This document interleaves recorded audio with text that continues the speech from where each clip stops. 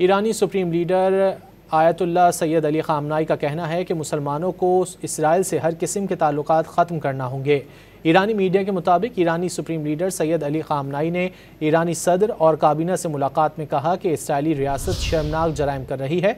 वो मुस्लिम ममालिक जो इसराइल के ख़िलाफ़ एहतजाज कर रहे हैं उन्हें चाहिए कि वो इसराइल से हर किस्म के ताल्लुकात का ख़ात्मा करें। आयतुल्लाह ख़ामनाई ने मज़ीद कहा कि इस वक्त इसराइल के ख़िलाफ़ नफ़रत में इजाफ़ा हो रहा है और वो सिफारती तन्हाई का शिकार है।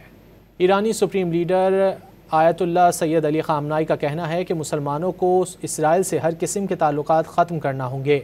ईरानी मीडिया के मुताबिक ईरानी सुप्रीम लीडर सैयद अली ख़ामनाई ने ईरानी सदर और काबीना से मुलाकात में कहा कि इसराइली रियासत शर्मनाक जराइम कर रही है। वो मुस्लिम ममालिक जो इसराइल के ख़िलाफ़ एहतजाज कर रहे हैं उन्हें चाहिए कि वो इसराइल से हर किस्म के ताल्लुकात का ख़ात्मा करें।